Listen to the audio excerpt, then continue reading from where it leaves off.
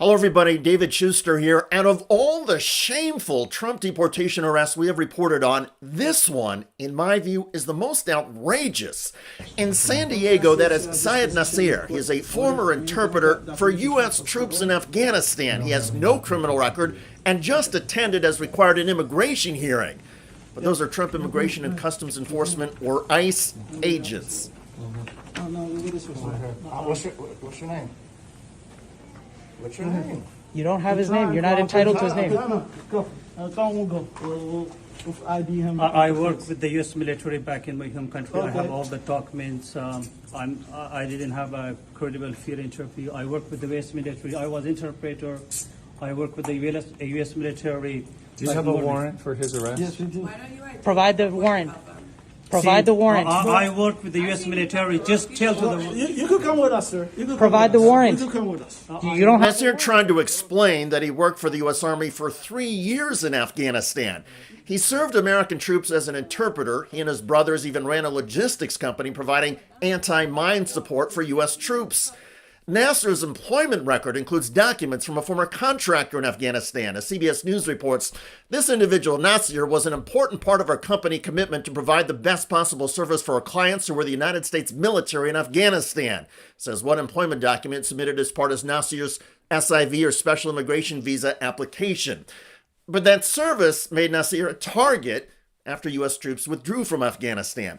In 2023, the Taliban killed Naser's brother and abducted his father during a family wedding.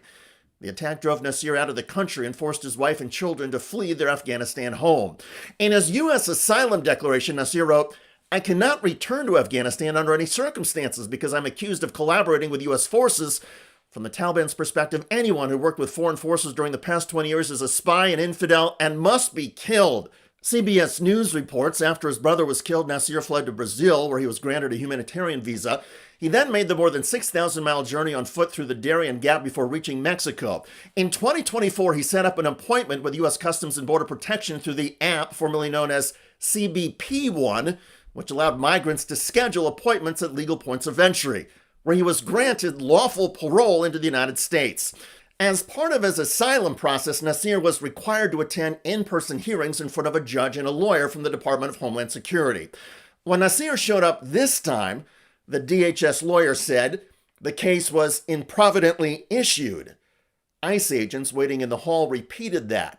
Naser's lawyer asked for clarification or more information, but the Trump DHS lawyer and the ICE agents refused. Like more than 3 years, I worked with the U.S. military back in my home country. But I came here Back up. Thank you for your service. to make a bit of life. I didn't know that it's gonna happen like this for me. I never thought about this. I have all the evidence that I work with the U.S. military, everything. I was interpreter. Listen. I was in a very dangerous part of Afghanistan with the U.S. military. Right. So where's the phone? Your neighbors stand with you. Okay. You don't have their name. You don't have a warrant. See, You make our country So giving better. us all the information, military, but we just need more tell to evidence. I didn't even know that it's gonna happen. I work with the U.S. military. I hadn't have a credible for interview. Improvidently issued is a vague legal term. It's a catch-all, a loophole to clear dockets and meet quotas. Immigration asylum advocates say this is not an isolated incident and that ICE has been quietly detaining other Afghan allies under the same murky legal language. As of this video, Naser remains in detention. His fate and America's promise to people who helped U.S. troops is now uncertain. Naser's plight has begun to receive some high-profile attention. Mediaite headline, Fox News reporter slams ICE arrest of Afghan-born U.S. Army interpreter at asylum hearing. Fox News Pentagon correspondent Jennifer Griffin wrote simply on X, "This should anger every American." She reposted Aaron Reichlin-Milnick, an immigration lawyer, who wrote, "This guy helped our troops. He hasn't broken a single law. He was doing everything right to seek asylum. And yet ICE threw him in detention anyway with the goal of handing him to the Taliban." By all accounts, the ICE deportation raids are becoming more aggressive and at times more violent. This was the scene recently in San Diego, California. Those are flashbangs fired by ICE agents to try and clear people blocking that ICE vehicle.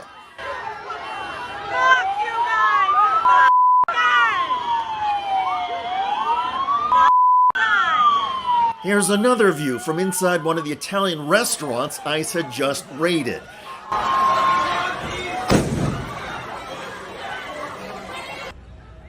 In Worcester, Massachusetts, ICE agents are pushing back a teenager after arresting her allegedly undocumented mother. The mother also has a baby.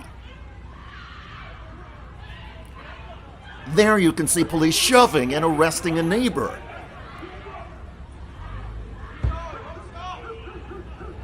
Amidst the chaos, more than 25 people surrounded the ICE agents and demanded they produce a warrant, but the agents refused. Staying in Massachusetts, a few weeks ago, a New Bedford cell phone video shows a U.S. Immigration and Customs Enforcement officer using a large hammer to smash the window of a couple's car during an arrest. Mary Lou Mendez said the agents detained her husband, Juan, but repeatedly called him Antonio in an apparent case of mistaken identity. The couple were on the phone with their immigration attorney, who advised them to stay in the car.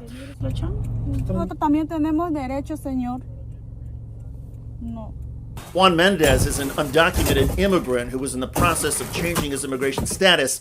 His wife Marilu was in the United States under asylum. And this couple wasn't even who the ICE agents were looking for.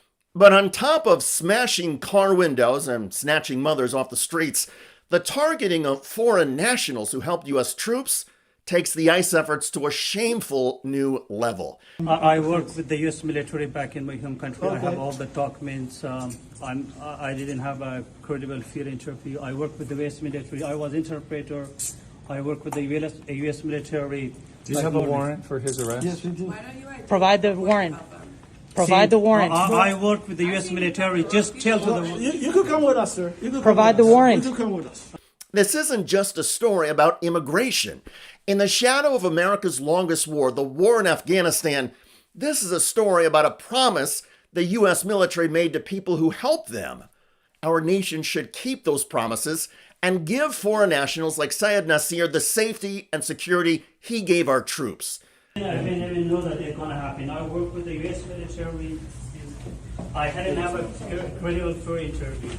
Locking up immigrants who not only helped us but have followed all the rules, well, that is beyond horrific. By the way, members of the U.S. military have been quietly telling Donald Trump to F off for weeks, and Trump is now reportedly infuriated that his recent military parade included squeaky tanks, sparse crowds, and soldiers perhaps deliberately marching out of sync. As the headline says, Trump sent humiliating message by awkward way soldiers marched in D.C. parade. Many of the soldiers seemed unprepared. This footage quickly went viral, and countless veterans noted that troops could march in lockstep if they wanted to. But never mind the soldiers, there were wide swaths of open grass and sparse crowds even directly along the parade route.